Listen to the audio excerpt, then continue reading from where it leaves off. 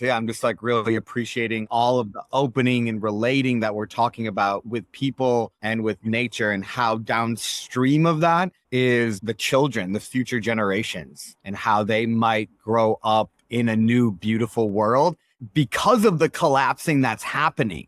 Parkour is the rebellion of the collapsed gym, and circling is the rebellion of the collapsed communication.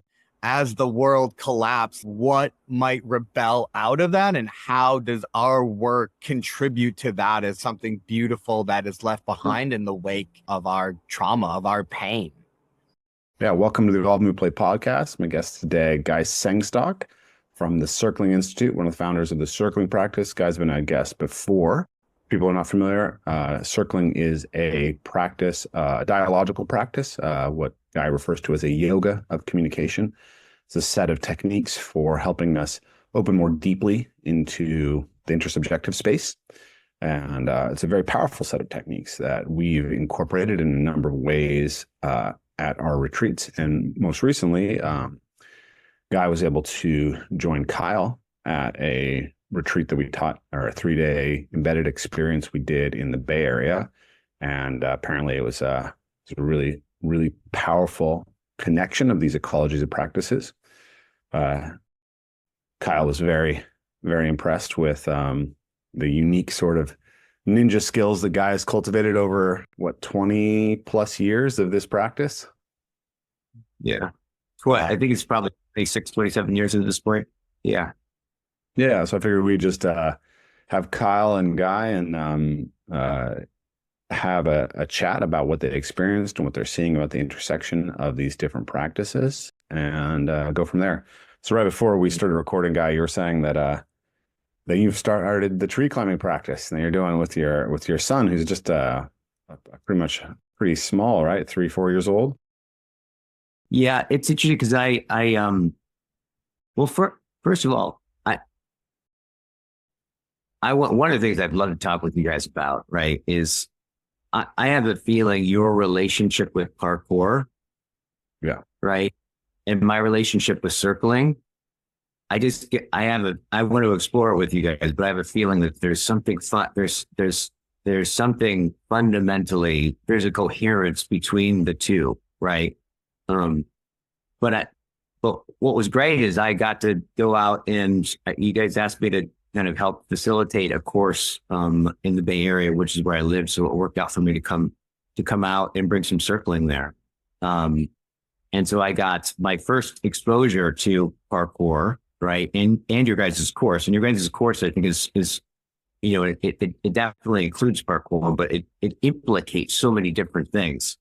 And so I was saying that, one of the things you first talked about, Kyle, in the beginning of that course was you brought up John Vervaeke's, I don't think it's his distinction, but he talks a lot about this affordance landscape, right? This thing that's like an affordance isn't quite in the object, it's not quite in the subject, it's transjective, it's a relational kind of thing. And I got right away what we were up to that whole 3 days. And I'm like, oh, this is kind of like what I'm up to in what I'm doing with circling, right? So the cohesion was so synergistic that it felt really effortless to me, really effortless to me. And so I really appreciated that. But one of the things about that was I have a 3-year-old son, and we have a ritual where I usually go in and take him to one of 2 parks, right? Kind of every day since he could walk. And the first day I get back and I take him to the park, right? Now I'd been to that park like 1,000 times, and I'm swinging him like I do every time, like swinging him, for a half an hour, and I'm swinging him, and I'm looking over at this tree, and without even thinking about it, I'm like, yeah, I bet if I take like maybe 20-yard distance and I run, I could probably hit that first branch. And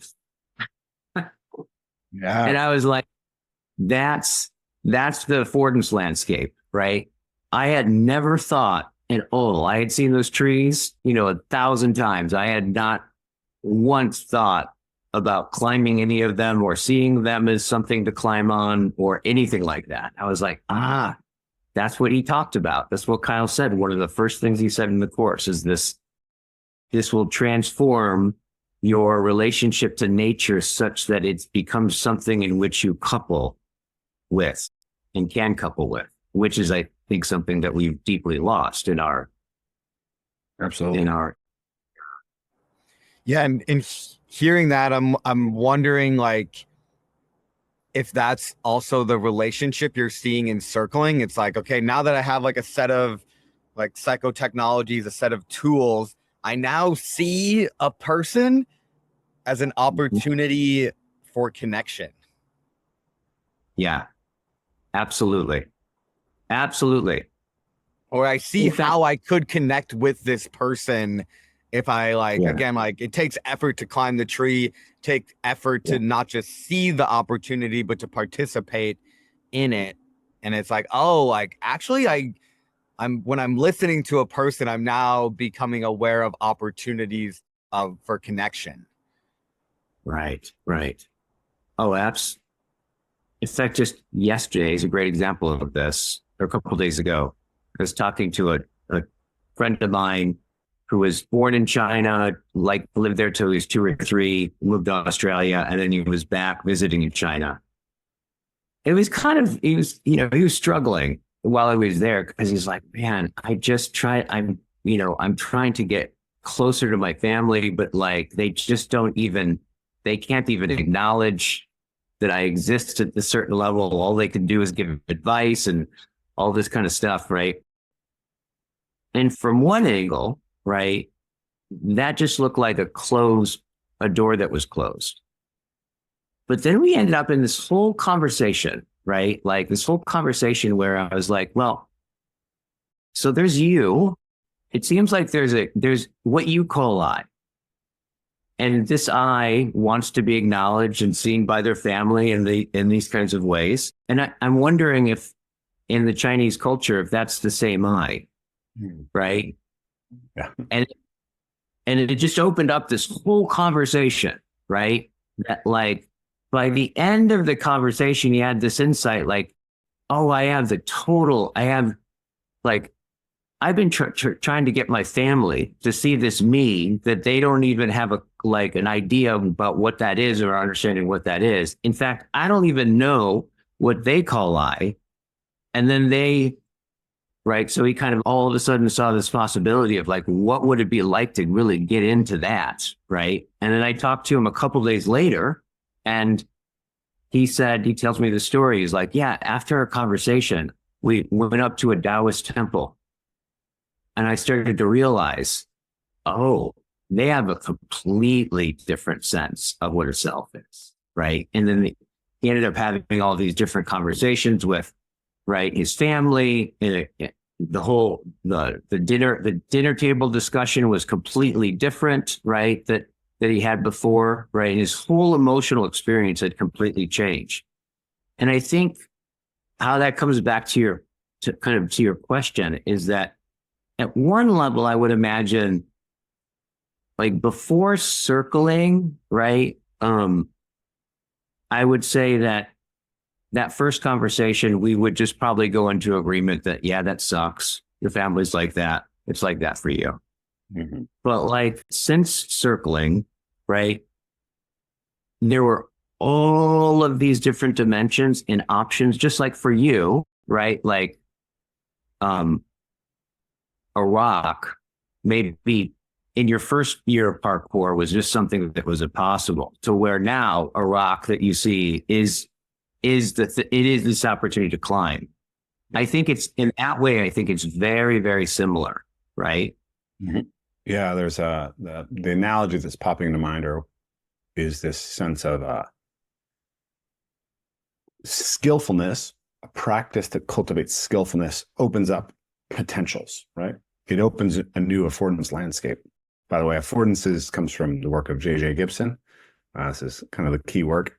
But that's a huge influence on Forey, Cogsi, and then John Vervaeke's work. So as we're navigating a physical space, as we cultivate a physical capacity, but also a perceptual capacity, right? I can detect which limbs will support my weight, right? I can detect that, the architecture of the thing gives me the space to run up the tree and get to the limb. And then I have the action capability. And so we're always doing this kind of mapping between the body and the environment. And the more we practice, the more we develop those 4 P's of knowing that, propositional, procedural, perspectival, and participatory within navigation of the landscape. In the same way, we could imagine that the capacities that we have to communicate and to perceive the intersubjective space, right? The emotional impact of communication and what's happening and the different layers of it, those can be opened up. And the sense that we have, I'll throw this other little piece into this dialogue, is this idea that as we have spent less and less time kind of moving in the world and depending on the world for things, so most of us don't, say, pick our own apples from the tree. We go to a grocery store and pick up apples. We don't hunt our own food. We don't grow our own gardens. Those are all sort of meanings that are intrinsic to the environment. And the environment now is communicating to us. This is a place where I could have a garden. This is a place where I could pick an apple. This is a place where I could get fibers for rope or whatever it is. And all those meanings, as they disappear, we lose the sense of connection to that environment. We lose the meaningfulness of that environment. And that disenchants the world that we move through. In the same way,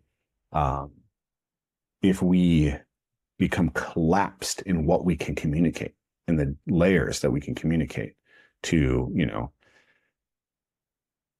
memes and work, then we also are sort of disenchanting human interaction. So everything becomes economics. And everything stands in the way of economics becomes a kind of, we sort of atrophy these things, but they're still there. Yeah. We just view them as interruptions of our capacity to act out the role that we perceive. And when we run into a different culture, what's been suppressed is different. And so the map of what you're allowed to occupy is different. Just like we have a map of you're allowed to, who's allowed to play on a playground, right? We have a perception. The ages don't go above 7. Yeah.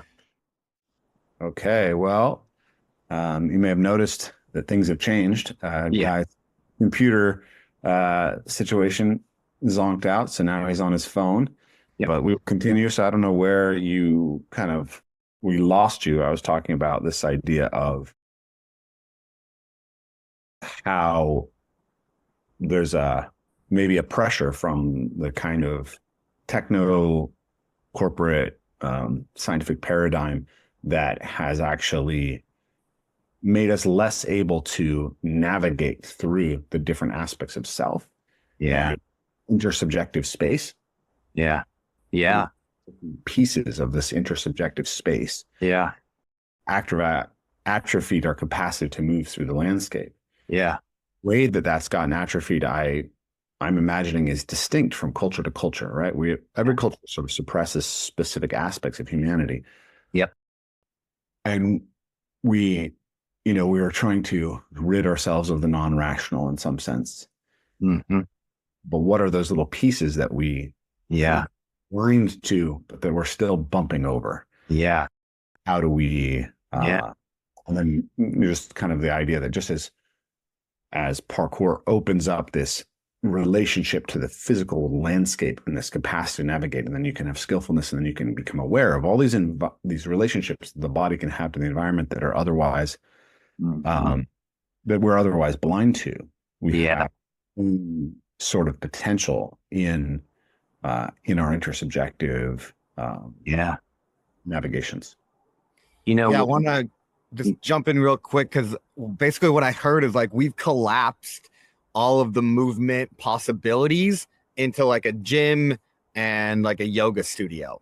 Yeah. And then conversationally, we've collapsed these like long, deep walking conversations around the fire down to like an emoji and like and letter representations of like longer words. And you know, everything's been collapsed down to this like hyper surface efficient communication that lacks a sort of depth. So I just wanted to like throw that in there, and then I'm curious how you see that in your experience with like circling and movement, Guy. Well, what you're talking about is actually what, you know, kind of arose for me. And I started realizing this when I, you know, through trying to understand, why did circling spread throughout the world, right? Like, why circling? Was it something specific about circling? Is it something, why, right? Because it happened within within about 10 years, like people were doing it in Europe and Australia and all over the place, right? Kind of from the bottom up in a lot of ways. And it took me years to actually realize what you guys are actually pointing to here. Like, I think for your, right, in terms of your sensibility with this relationship with nature, right? It sounds, how I heard what you said is that essentially the Industrial Revolution, right? Machines brought the world basically into a small circle in front of us, right? And we no longer had to move, right? Like TVs, you know, houses, you know, washing machines, bathrooms, running water, all that kind of stuff brought everything into a smaller space in front of us. And so no longer, what I heard, does the orchard call to you as food.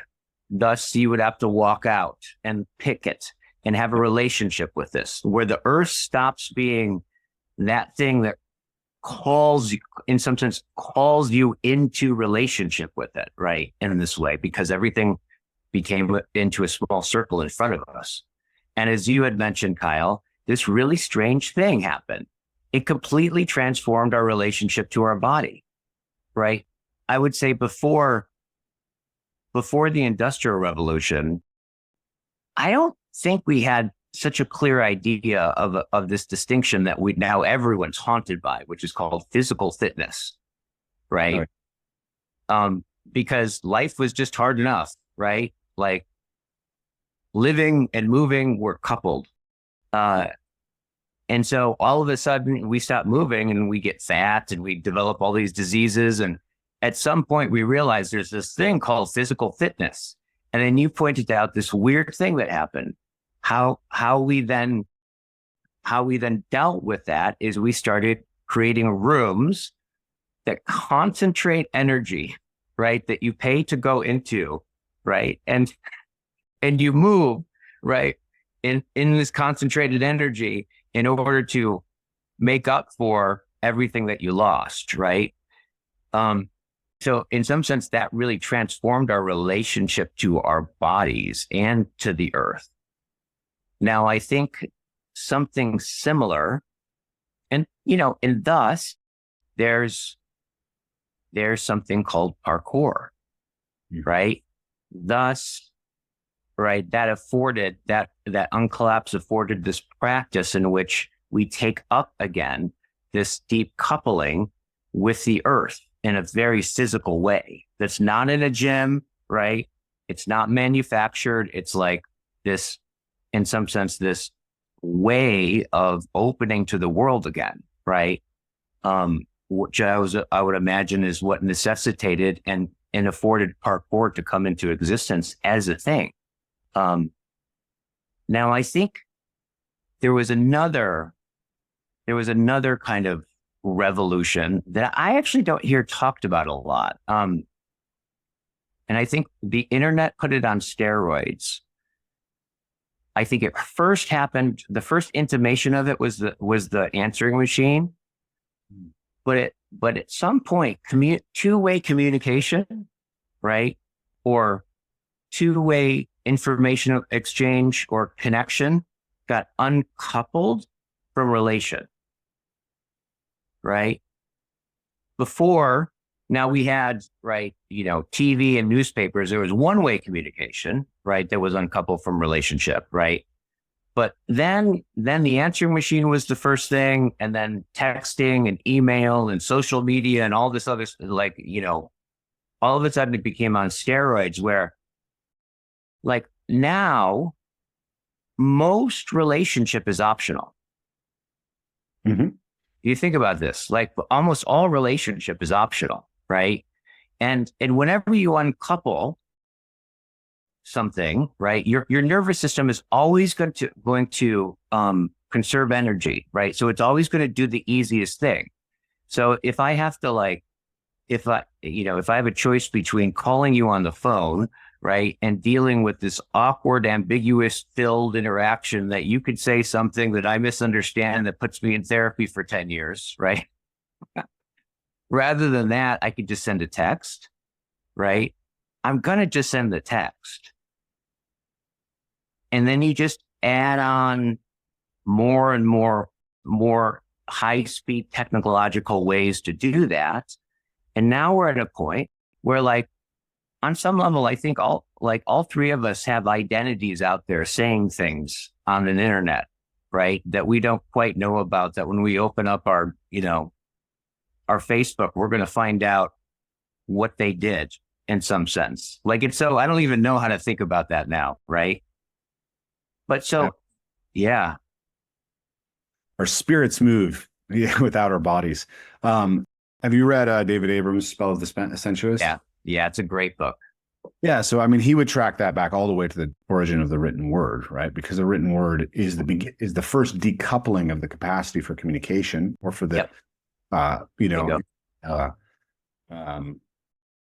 not sure who actually comes up with the term intersubjective, but I think it's a nice language for what we're talking about here, right?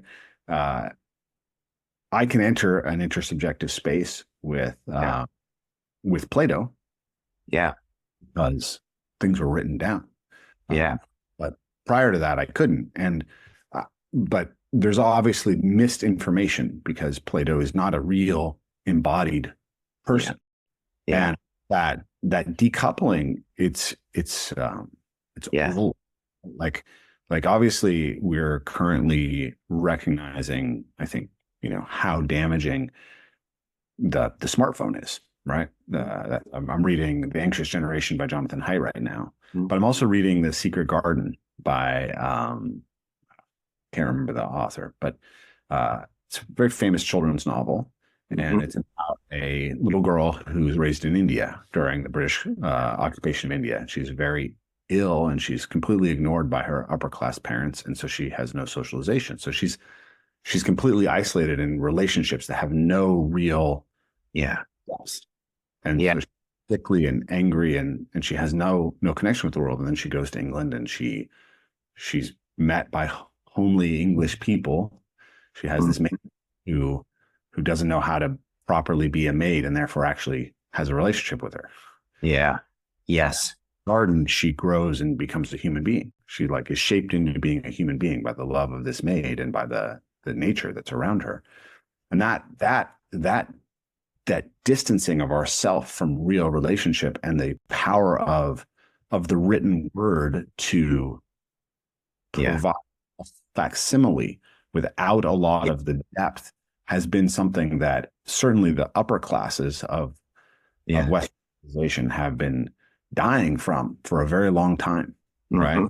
Reading that book, it's actually very emotional for me, for a variety of reasons. But part of it is because I think that was my grandmother's experience, not India. She was raised in a very upper class household in New York, from very wealthy people. She came from relatives of the Roosevelt family, the Franklin Delano Roosevelt family. Sure, her grandfather, J. Noah Slee, owned an oil company. He was Margaret Sanger's his second wife was Margaret Sanger, who started the birth control movement. So kind of echelon of that society, and she chose to leave it basically because she was raised by a nurse. She didn't have any connection to her parents or to her grandparents. Yes. And this enacted relational thing is, well, I mean, if you have kids, like, it's kind of obvious for you, like, you think about it. So my son T, who's 3, and he hasn't passed the Turing test, right? Which is, the Turing test is you put a piece of tape on his nose and you put him in front of the mirror, right? Like, if he takes it off, he realizes that he's looking at himself. He hasn't quite passed the Turing test yet, right? I don't think that's the Turing test, but this is the common test of self-consciousness. Turing test is the computer that can, but like, at some point, it's like his brain will develop enough such that he'll, at some point, probably soon, gradually over a period of time, his consciousness will be able to fold back on itself and recognize itself, and he'll use something like the word I, right? Now, say that's like, 4, 5, 6 years old. However, I'm sure brain development has a lot to do with that. However, what's going on, right, in all that time before, the whole thing is he's swimming in inner subjectivity, right? Like, it's this, it's like him sitting on the mother's lap, and the mother, like, him making noises and the mother responding to that, and like, are playing, right? Like, I wrestle him, I tickle him, he responds to he's like literally swimming in inner subjectivity, right? So by the time he says I, whatever it is that he's touching is going to be, in some sense, a pure donation from all those networks of relations that he's been dwelling in, right? In a deep way. And I think that kind of highlights, on one level, it highlights what happens in earlier years. But I want to say that actually, to be a person, right? Person implies relation, right? It implies other people. We become people. We become persons in and through other people. Yes. Yeah. And I think that goes on, and it's meant to go on for our entire life, right? Well, I'm curious, like, how does the environment, how does our relationship to the birds and the animals in the plant also contribute to our personhood? Yeah. Like, that's where I'm always like trying to be the voice of nature here. It's like, okay, yes. Like, as we watch all these other people, we kind of learn how to enact, but we also, by participating in the environment, like putting a baby or, a child on a tree and then like them hanging from the tree, right? Yeah. Or like they're picking up things, putting things in their mouth. Yes. Right. So there's these other environmental aspects that are also informing them. So I just want to put that in there. Yeah, I think that's beautiful about that book, The Secret Garden, because it's really about how the call of the beauty of nature is a motivating engine for this child to begin her development. Yeah. She needs to be shaped by the love of other people, by other humans who care for her. Yeah. And give her real feedback, right? Like, that's a big part of what the problem of the English upper crust was, or the American upper crust. In the 19th century and maybe before and into the 20th century. And then but it's a problem that's now sort of like everybody's experiencing who's involved in social media, right? Types of feedback that are available are very information poor, actually. Yeah. And they're deeply distorted. Yeah. Through funny house mirrors when we see ourselves through the lens of the internet. Totally.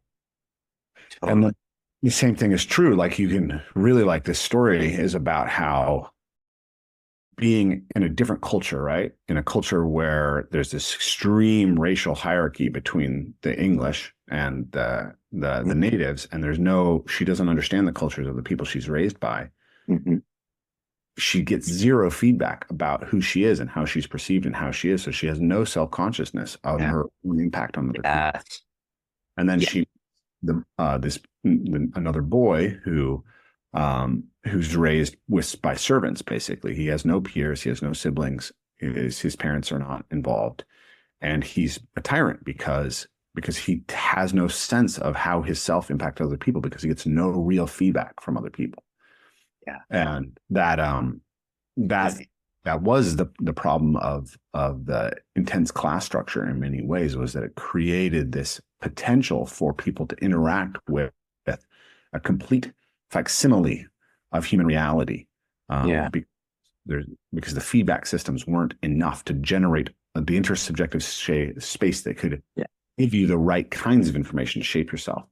And the same, if you get a lot of your social satisfaction, a lot of your self-worth, a lot of your identity from being an influencer on Instagram or a Facebook activist or whatever it is, you're getting this extremely distorted and extremely information poor. Right? Yes. When you read somebody's responding to you, via text on the internet, you don't have their tone of voice, you don't have the volume of their voice, you don't have the cadence of their voice, you don't have their gestures, their facial expressions, you don't have the way they occupy the room with you. And all of that is actually incredibly informational to how we're supposed to interpret, the distant breath that's now captured as scratches that are digitized as luminous elements shining forth for us now. We're so embedded in this, we don't realize how incredibly alien it actually is. Yeah, totally. I mean, this is one of the things Heidegger really talks about, like in the age of technology. He's, people always ask, like, well, what is the solution? I was like, he doesn't really have a solution. He says, like, the only thing we can really do is keep noticing and thinking technology itself and stay awake to its strangeness, right? Its radical weirdness, right? Like, and keep it strange and look at the uncanniness of this, right? In some deep way, which is, I think, what we're kind of doing in this conversation is like, because technology, it one of the strange things about technological stuff, right, is it disappears so quick. It becomes background so quick, right? And like and we don't notice, right? I don't even think we understand what the consequences are going to be from eliminating most interactions and relationships from the necessities of life. And here's the thing, is human relationships are terrifying. They're they've always been terrifying, right? But this is the first time where they become optional, right? So I want to bring it back into the experience that we had, because this was kind of like my things that I was really putting forth to John is like, what are the unintended consequences of Zoom calls? Just like books, shoes, beds, the written word, the plow, all these things are amazing and terrible at the same time. I'm really curious, like, having done thousands maybe of Zoom calls, of circling on Zoom, like, what was it like in person, around the fire, in nature, in the very real world, to like, in order to put those at opposition, to keep the strangeness of this thing like highlighted? Yeah, totally. Well, I think this brings back the point that you wanted to make, right, Kyle, which is, what about, so there's this intersubjective thing going on, right? That's person making, but what about the earth thing, right? What about nature? Like, how is all of that connected into it? And it's interesting because with COVID, everything went online by necessity, right? And so circling went online, and I was the last holdout to circling online, right? I'm like, there's something sacrilegious about that, right? In some sense. So when we had to put it online and then it actually worked really well, I was a little disappointed, honestly. But as I've been coming and doing it in person, and especially when we did the circling around the fire at the retreat, I was reminded how much that fire did almost all the work. Right? When we were sitting around that fire, it was like it was just obvious that this, like the light emanating, but it drawing in kind of the darkness, and this transforming thing so informed what stood out, who talked, who didn't talk, right? The things that came up, the space of it. And I almost had this feeling of facilitating like that, where I was just I would just point a finger and go, that. And the fire did the whole work, right? In some deep way. So there's this, so I think that actually points to a little bit about this relationship to our environment and the earth and its connection with intersubjectivity, right? Is like, in some sense, well, I would imagine this actually at a local level has to do with why I always feel a sense of urgency to take Teague outside every day, sometimes 2-3 times a day, like to go to the park, to go in nature, there's almost like an inner, every time we get a chance, I want to like pick him up. We're outside, right? Going outside. And there's something about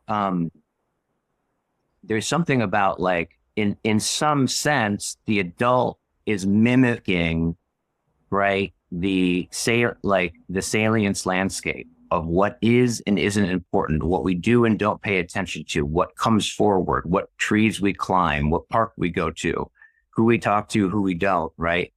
And in some sense, I think you can't divorce, right, the intersubjective relation, right, with me and my son from the context that it's in, right? And I just know that, in our suburban little house, that's not enough. Like, I have to get him out in nature. There's something so crucial about that. I feel that all the way down to my toes. Absolutely. Well, what comes up for me in hearing that is, first of all, to recognize that the life world is itself a set of intersubjectivities that we interact with, even though we cannot access them through formal language. Yeah. Yeah. So just as your son is learning to settle his eye, Yeah. right? Sense of through the way that you speak to him and how you reflect back to him how he behaves. Yeah. The same is happening with his mother and with your friends and with the little boys and girls that he interacts with, right? Right.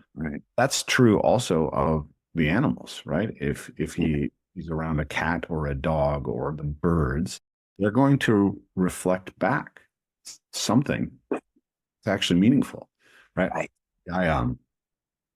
I've had quite a year, quite a couple of years. My father died last July. My wife and I split for 4 months at the beginning of the year. And between those two, it kicked off a really deep healing process that I had to really commit to. And I was doing, I did 6 days a week of internal family systems therapy with my friend Chandler Stevens. And then I did 1 day a week of somatic therapy. And then I did a MDMA therapy session after 6 weeks. And then again, 2 months later, I was only doing once a week after that of IFS and somatics. But even so, two therapy sessions. And then eventually Beth and I went back to therapy together.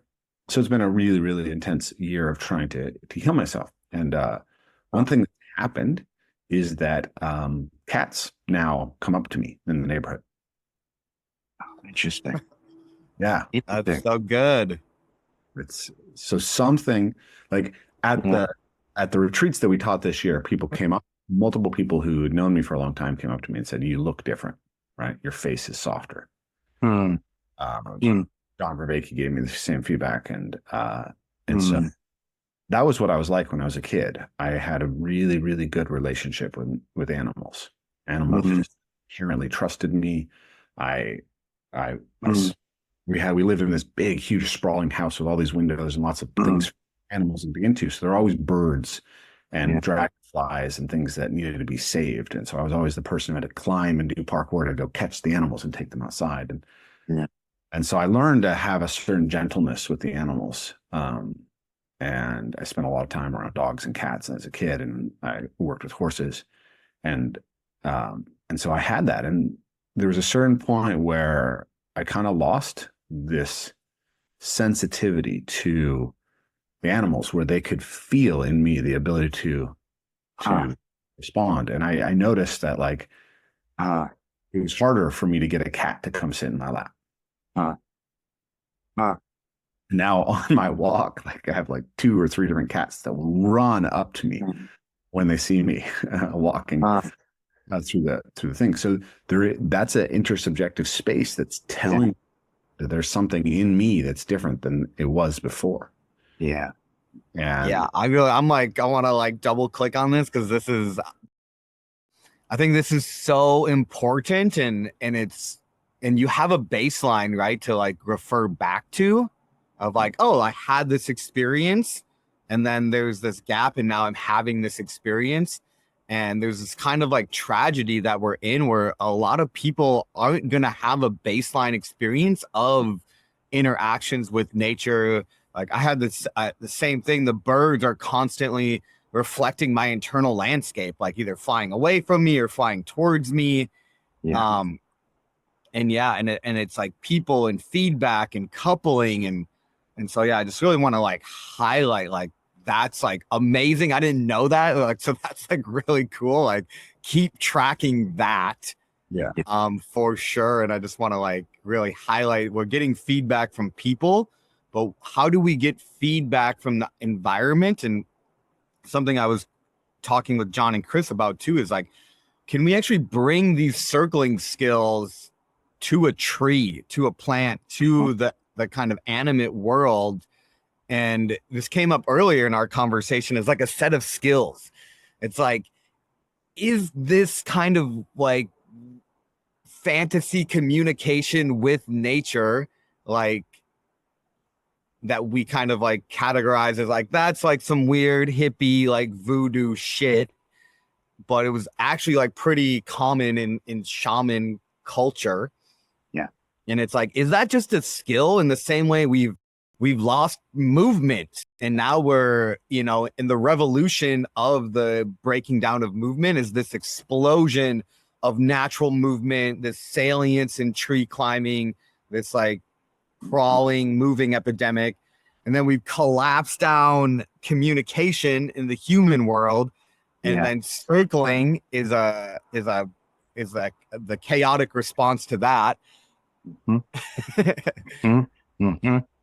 Rafe's catching bugs. It's showing his, and then I wonder, and it's kind of like out of order, but we've also, and I'm not sure how it's collapsed down. It's almost completely disappeared. Our ability to communicate and be reflected in the environment. And so now I'm like really curious, like and this is where I like get excited, because I think this is where like evolve, move, play, and circling in the nature connection perspective in John's work really synergize and give us the complete set of practices to go out and communicate with the world around us. Through movement, through deep listening, through philosophical frameworks and imaginal play. I think we can re-enchant the world, and it's a skill set that we have to cultivate. And that's where like I got so excited after the retreat. I was like these two things are like so convergent in a way that I can't yet imagine what might emerge from that. I'm like tracking it. And so to hear that, Rafe, is like, oh, that's even like pointing more so in that reflection. So I just like throw that out there. Yeah. Yeah. So you brought up Heidegger saying we have to keep in mind the uncanniness Yeah. of the technological world that Yeah. we experience.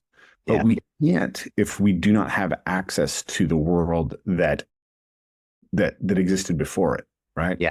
Yeah. So I'm really enjoying that book, The Secret Garden, and I think it's a really good book about this, right? It's and there's this character Dickon who's a little boy who grows up sort of with he's one of 12 siblings, and he's I think the oldest boy, right? He has an older sister, and he's basically given free run of this natural area, and he develops a really strong interest in the natural world. And so he just starts cultivating, and he finds all the fox kits. And so there's this scene where he shows up and he has a little baby fox that he's rescued from because its mother was killed, and then its den got flooded. And so he has a baby fox, and he has like a pet crow. Mm. And like my initial reaction was like, this is mythological. Like, this isn't real. This doesn't feel like something a real human could be. And I was like, wow, no, it's actually all been set up in the story, right? It's not some magic powers that he has. It's actually real sensitivities.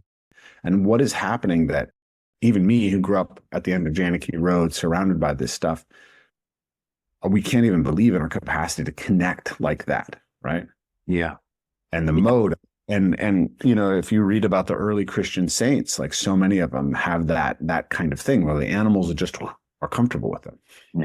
I've watched in my life, like the land that I grew up on, it's become a haven where the deer come and they hang out there, and the bunnies hang out there, and the birds hang out there, and the bears will come in the fall. And there is this capacity for us to interact with the world. And I think what just happened, like, was actually really a beautiful part of it, because it's like I have an inherent sensitivity that I had since I was a child to see the distress of an animal and want to respond to it. And I think 6 months ago I would have seen that and said, okay, but I'm playing this role, I'm playing this persona, I'm in this technological worldview that we're in right now. Yeah. What if I choose to be the kind of person who sees a beetle struggling upside down in this room and says, I'm not going to leave that, I'm just going to get up and go take the beetle out and take care of it. Yeah. Yeah. What happens in me when I strengthen that sensitivity in me? Yeah. You had said something, Rafe. I was going to ask you this, but I think that you had actually like spelled it out. I was like, well, what's the difference of all that work that you did? Fundamentally, what's the difference that made the difference such that the cat, right, walks up to you now, right, where they haven't since maybe you were like a child, like, and I think I heard you talk about is that they can sense my already responsiveness to them. Mm-hmm. Right. Yeah. I think for me, in my particular case, there's a kind of way in which I deadened myself to not experience some emotions that were downstream of an experience of sexual abuse and neglect. Yeah. And so there's a lot of anger, like really intense feelings of anger and shame, disgust that my body has somaticized, right? Yeah. We talk about internalizers, people who get angry, and internalizers, people who get depressed. Well, I think there's another one, which is like people who get sick. Yeah. Yeah.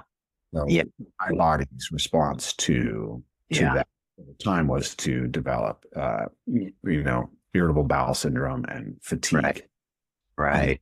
And that would make me crabby and hard to be around for my family, and little twinges of anger, right? I'm not somebody who hits people or cusses, but just this off-letting of anger. And I think Kyle can speak to this as well, that, you know, in the early years of communicating with me, watching the way that I worked at workshops, it's like there's a lot of brilliance, but there's these moments where it's like Ray's just kind of harsh in a way that doesn't really make sense. Yeah. Yeah. Puts a little weird thing that's going on, you know? Yeah. Yeah. And so when I did my MDMA experiences, I basically it was kind of like it was like creating a safe space for my body to just literally go through Yes. the most intense somatic experience of the rage. So I shook for 4 hours the first time that I was in the MDMA experience. Yeah. Dreamed about my experience of sexual abuse. Yeah. Yeah. Yeah. So it's it's something like imagine you're having a conversation with somebody, and in the background there's a fire alarm going off, but you can't fix the fire alarm. Yeah. So you try to ignore it. Yeah. Yeah. Like your attention is always slightly defrayed, and your anxiety level and your irritability level is higher because there's this thing that's background, and you're trying to put your attention over here, but this is just keeps stealing your attention. Yeah. Yeah. And all of a sudden that attention is available, and you're not Right. Right. Totally. There's a receptivity that you have that I think is also being reflected in the animal world. It's like, oh yeah, with that metaphor, it's like your attention's here. It's like, wow, this person is actually much more receptive to me and what I have to offer. Yeah. And I think that's also, it sounds like that's being perceived to the animal world. It's like, the cat's like, this person is receptive. This person might pet me. This person might offer me love and attention. And this I'm person also, carrying the muscular tension that says that they're going to react with anger, right? Like a cat is an animal that has to worry about a lot of big predators. And animals are very attuned to if you're in predatory mode or not. Yep. Yeah. Isn't it interesting? It's kind of like, one of the things I've noticed, like in myself, just being a human being, but also in circling, right, is a lot of the practice can induce and bring up, right, whatever is in the way of you connecting with someone else, right? And one of the cool things about circling is that there's like ways of expressing that's self-disclosive rather than blaming the other person, right? And that just that opens up a whole new thing, right? But I think what you talked about, Rafe, I think really shows how, deeply relational we are, right? So it sounds like you had some like sexual violation and some things that went on, right, at an early age, right? And those fundamental breaks, right, in relationship, right, especially when there's nothing like to the experience of, someone doing something intentionally malevolent to me at some level. Like that's so difficult and confusing for like our nervous systems to even comprehend, right? Like kind of like, if my dad beat me up, right, and I had to go to the hospital for all these injuries versus the tree fell on me and I had the same injuries. Yeah. Most likely I wouldn't need therapy for 10 years like I would with my dad, right? This kind of someone intentionally being malevolent towards us, that's so difficult for us to kind of comprehend, right? And to process. But I also am just really appreciating this sense in which that it sounds like you did some healing and you like let your body go through the shakes and you committed to this whole process and it started to you metabolized it. It started to open up, right? And it sounds like it's mostly had to do with human relationships. Mm-hmm. However, what opened up is it sounds like relationships with everything, right? Cats and dogs and trees and all of those kinds of things, right? And I think that's one of the things I've come to appreciate why circling. People come and train to be facilitators in circling, right? And there's all their ideas of why they're doing it before they do it. But then there's this whole process that happens through the year, right? We do this, like the main thing that we do is a year-long training, right? Which is, so you're in a container with the same group of people, right, essentially living your life in that context in a certain sense. And watching it unfolds for them as they discover why they're really doing this. And I would say the common thing that I see is a little bit of what's kind of happening, what you're expressing is if we talk about in terms of the heart, it's like, for example, if I meet someone and I fall in love with them, right? We've all been around people who are in that like in love stage, right? They're almost disgusting to be around, right? Because their heart opens to this one person locally, but it's not just open there. It's open with your friends.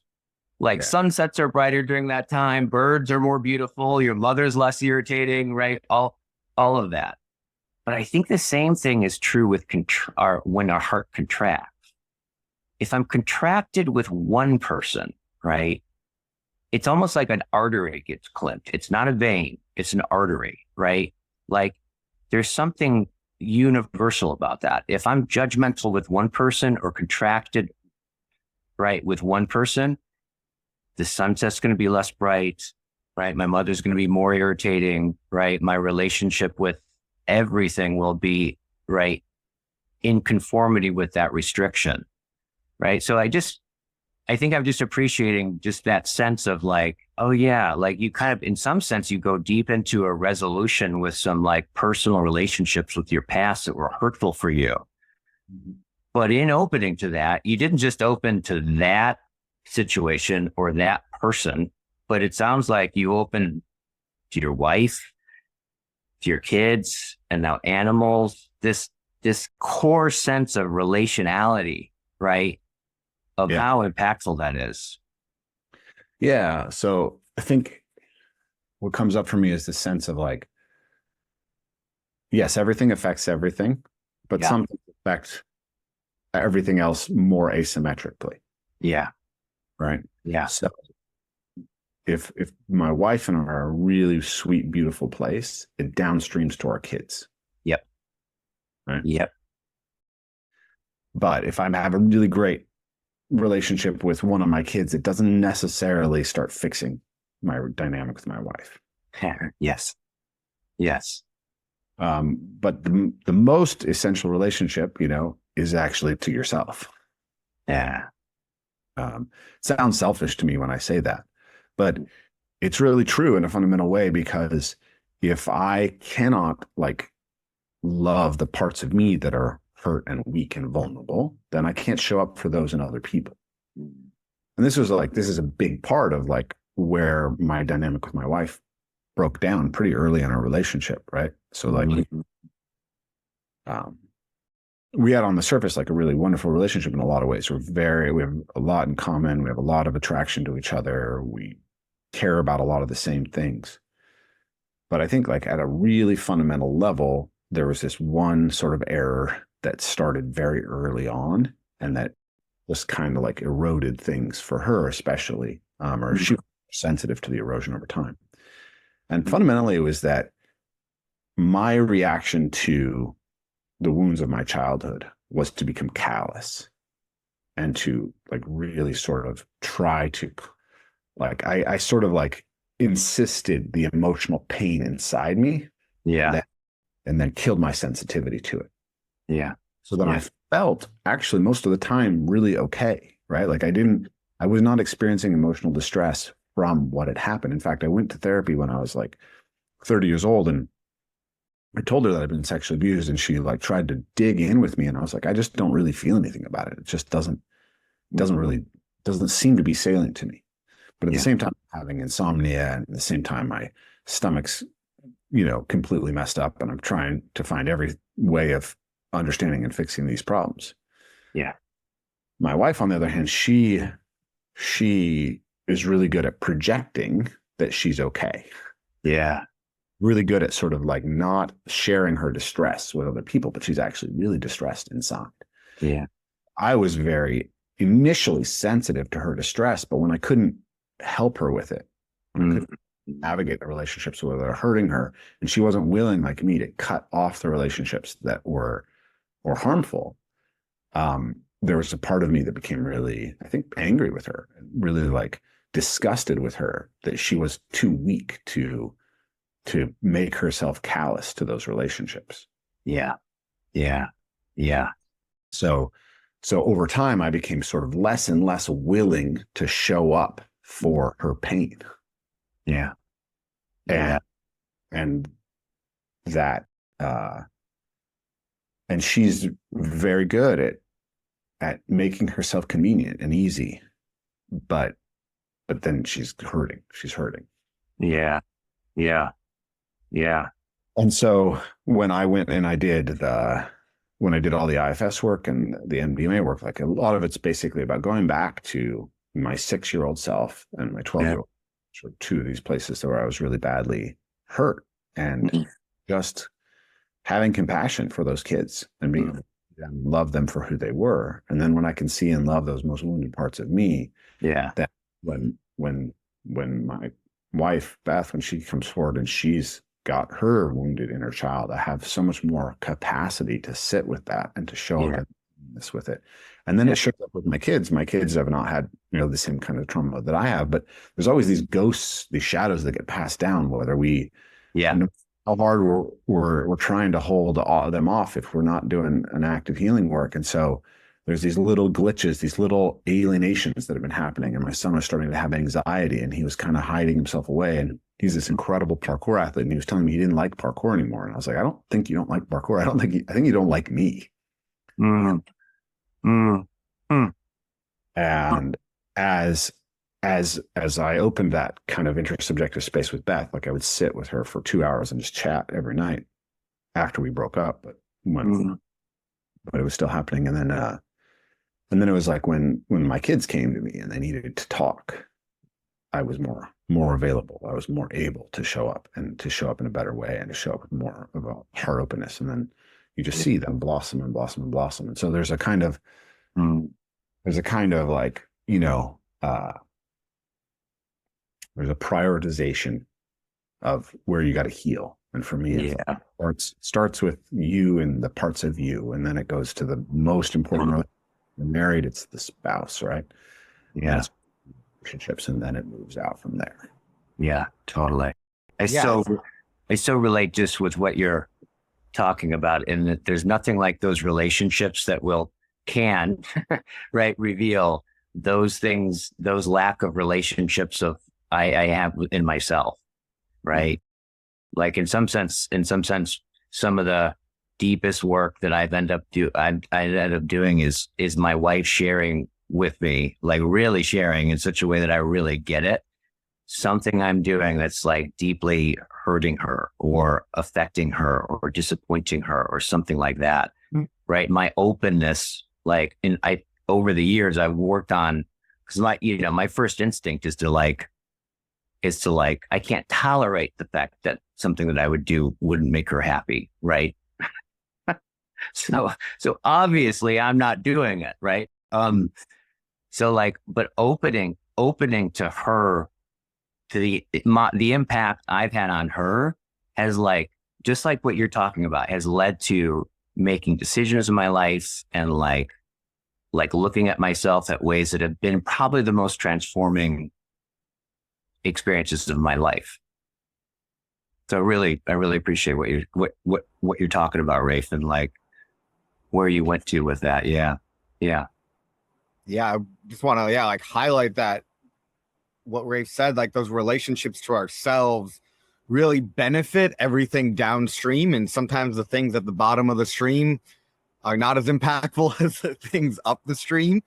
And I think part of my excitement in circling, I think the skill set of circling allows us to come back into relationship with each other.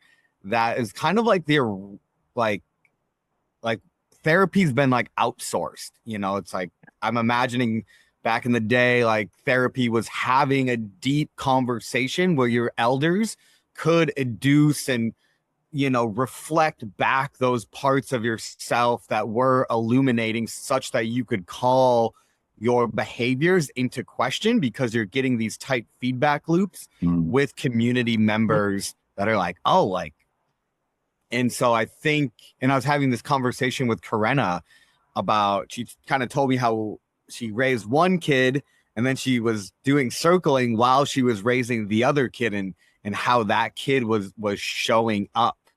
Yeah. And I think like, and that's where I see these two sides of like evolve, move, play, and circling. Like circling is like fundamentally, how do I relate with humans and myself in this deep, reflective reciprocity that like is circling. It's going around, like the reciprocal opening that gives us the tools to do that.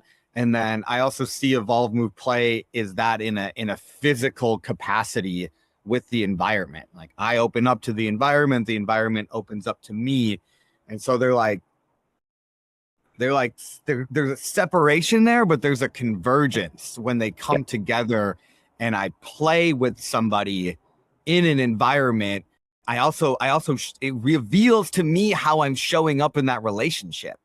Like, wow, like I'm fucking dominating. I'm like trying to win. My ego, I'm not open to this person, right? And so there's a convergence there that I think as we continue to relate, I love that in my screen, I'm in the middle and I'm just like really want to like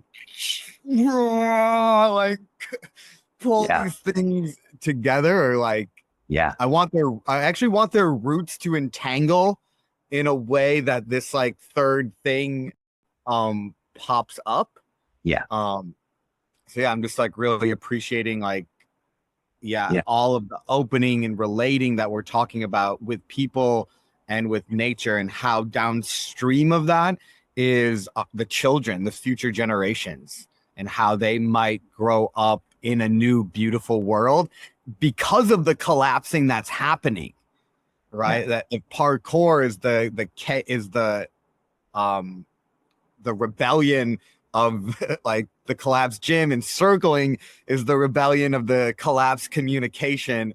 As the world collapse, like what might rebel out of that, and how does our work contribute to that as like something beautiful that is left behind in the wake of our trauma, of our pain. Yeah, totally. You know, I don't think it's an accident that so circling literally emerged. No one was like, let's start a thing, right? It was more like a gathering of people would come together, for which I was a part, and a interaction would open up, right?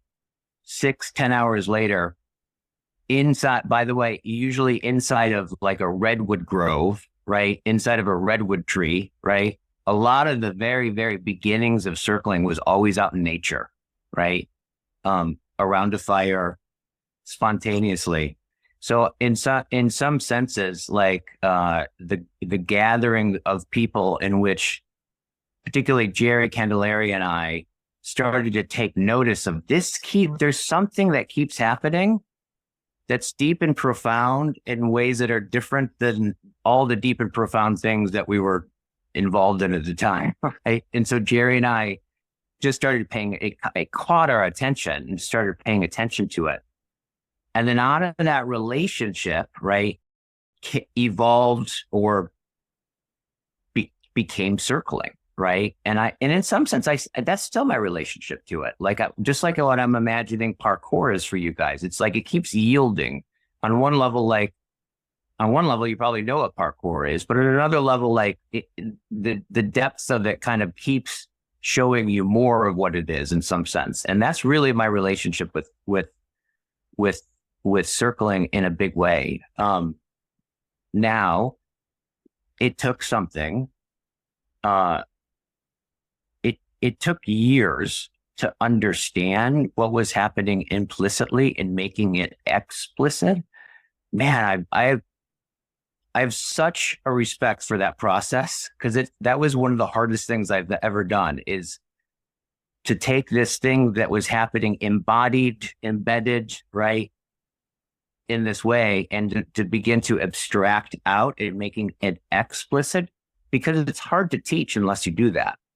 Right? Like in the early days, like I remember, our first kind of circling training courses that Jerry and I did, like the first one I remember, Like the moment we realized that we didn't know how we did what we did was the moment like we walked in front of these people that signed up for a 2-year program with us.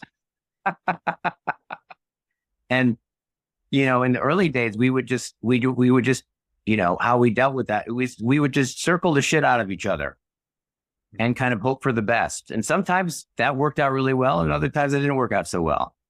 But over like about 5 years into it, right, I started to notice an underlying logos, an underlying logic, right? And once I started to kind of see these patterns and the differences between them and bring names to them, it's like, once I was able to bring some names to them, I'm like, okay, now genuinely teaching this can become possible, right?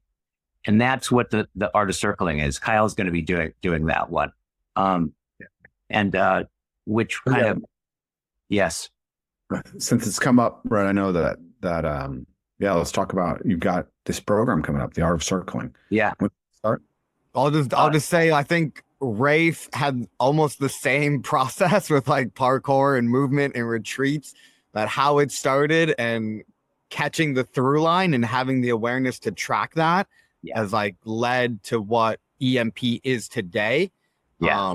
I just want to highlight that, like, again, this convergence of emergence and following that theme and being dynamic. And like on that thread, like Evolve, Move, Play is like recognizing the power of circling and bringing it into the work that we do. And I'm like super stoked about it. So I got blessed to be involved, and I'm joining the Art of Circling in the fall in the next cohort. Yeah. So totally. Circling is how long is the program? It's a little under a year. It's I think is it 7 weekends? 7 weekends? It's 9 months, so it's from October until June. Okay. October to June, and there's 7 weekends, like online or everything's online right now. And the weekends, right? We've distinguished 7 stages or facets of the circling. So each weekend like takes a facet and just goes really deep with that. And then the next weekend is the next facet, and the next weekend is the next facet. And then the cohort breaks up into smaller groups throughout the week for those people to practice with coaches in it, what they learned and what they're integrating in the weekends. And then I've put all of like there's a ton of distinctions, and there's a ton of philosophy and models and all that kind of stuff over the years. And we bring all that to like video and interactive things that people do before the weekends. So the weekends can be really experiential. And so that's over, that goes over the course of the year. And it ends up like, here's the thing about this, which is, I wasn't expecting when I started doing these year-long trainings, right? Was because before that, we'd always done events, right? So like, weekend events, 3-day events, right? Where it was pretty much like an event. Yeah. But it was at the end of the year, after my first Art of Circling training, where I was looking at it, everybody, and I started to understand what the difference between something that like I may call transformation and development, right?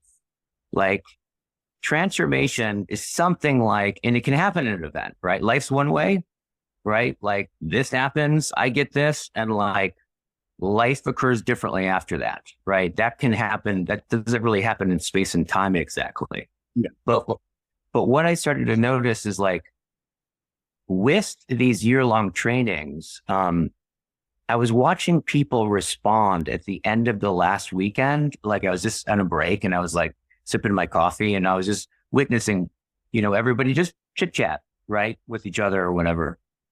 And I started thinking about what they all wanted individually when they first came in. Mm-hmm. And then just watching the way that they were responding without thinking about it to each other. And I could see these differences in like their fundamental disposition, like their outgoingness, right? Their like how close or distant they were with people, the way they just kind of like, and here's the thing is like, and I think this is like, oh, this is development because they had no idea. They had no conscious thought about it. There was a development happens at this level that's like where it goes background. It becomes your new normal.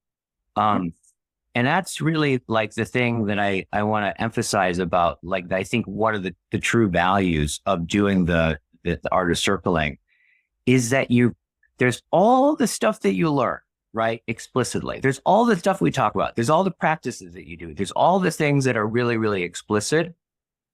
But in the background, I often feel like the real teacher is like that you're in this context that while you're like watching that video of Guy talking about this obscure thing, or while you're doing this practice, like on every Tuesday with your co-members practicing this, that while all that's happening, there's this background thing that holds it all together that you can't put into words, right? That is whatever it is that's holding and gathering us all together, right? In the background, right?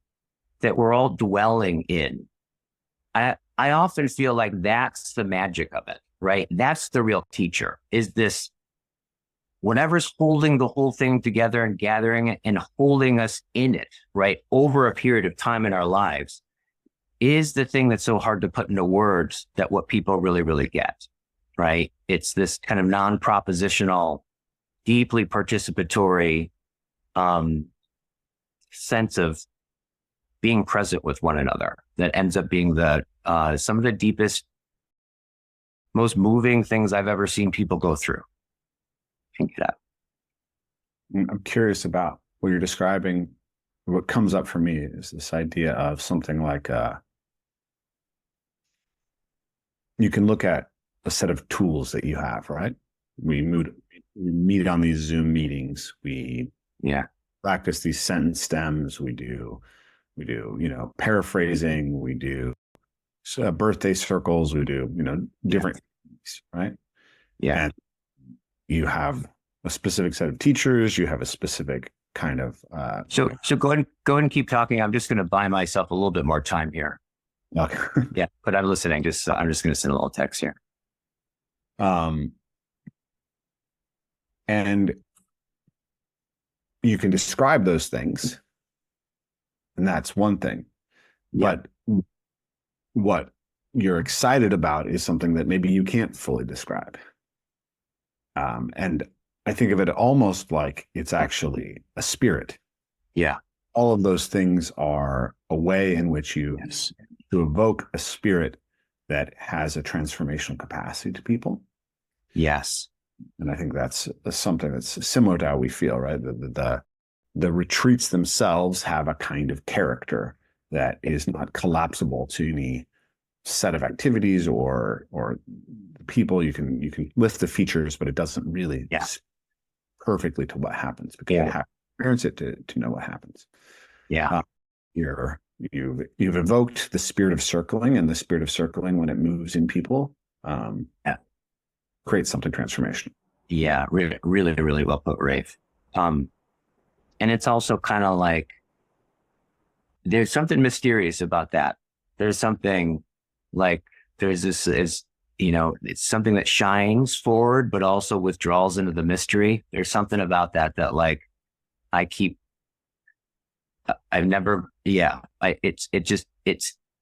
it's like had such a huge impact on my life, right? And it really culminates in those kinds of experiences. But there's also this other thing that's really interesting about this, which is part of it, right? Which is, I think in these kind of weekend experiences or events, right? Those events actually are, you could say, about my life. Like I go to them to have an experience, right? That translates and is about my life. But when you kind of like come in and you make a commitment for 9 months to be with the same group of people, now I have something that's in my life, right? And it's more than just about my life, but I actually have actual relationships and practices that I show up when I feel like it, when I don't feel like it, when I'm in a good mood, bad mood. There's this actual thing in my life, this form in my life that is so where you actually co-shape each other, right? It's just it's a really rich experience. I want to encourage anyone who is interested to check it out. I'll give you guys the links to put on in the show notes for it. Yeah, to kind of like wrap up a little bit, maybe it's like I hear, especially, and this came up for me, is like when I commit to something over a longer period of time, there's something in that I'm wondering, like, is allowing the spirit to come through. Yeah. Even like the retreats that we do, like these people are committing time and resource into being there, which allows like the spirit to emerge. Yeah. And I'll be curious, Rafe, like how you track that in your year-long program that you're facilitating. And what I think I really appreciate about both of you is you both had an emergent experience that was happening over and over again for you, and you both started to track it and to get curious about it and to really follow the thread and not necessarily be attached to how it's working, but to be following the thread about like why it's working. And to have the humility to like continue to follow it, to study it, to put language on it, and to let it co-shape you both in a way that like what it started as, it's like no longer what it is. But you've both tracked it far enough and long enough with like the curiosity and the humility to be like, hey, I don't know what this is, but I know there's something there. And I don't necessarily know exactly how to give it to you, but I do have a framework for you to experience that allows it to emerge. Like the spirit to emerge out of you, the development by being enmeshed in it. It allows a way of being, both at Evolve, Move, Play, this like re-enchantment of spirit, and then the art of circling, this like deeply relational way of being and openness to people in the world. And so I just like, I'm really appreciating, because I'm this like little monkey in the middle who like, I'm tracking you guys tracking. It's actually way easier for me. I have to read way less books. And so just like an invitation to those of you that are listening to this to like really pursue these people who are like really incredible at the work they've been doing, and the amount of man hours and experience and people that they've tracked and touched to like bring this work to you.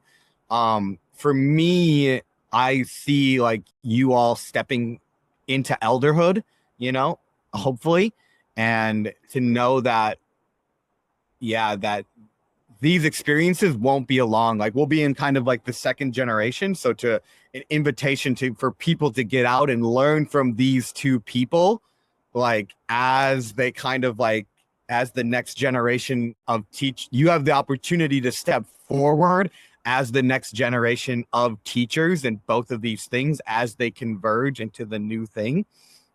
So I just like an invitation, an encouragement, and an appreciation. And I keep doing this because I'm in the middle. I don't know how this will appear in the world. Let's see how it looks. Awesome. Yeah. Sounds like you got to wrap up, Guy. Yeah. I got another meeting I have to jump on. But this has been really, really great talking with you guys. Always a pleasure to speak with you and to talk about this re-enchantment of the world, the recovery of how we can love being more.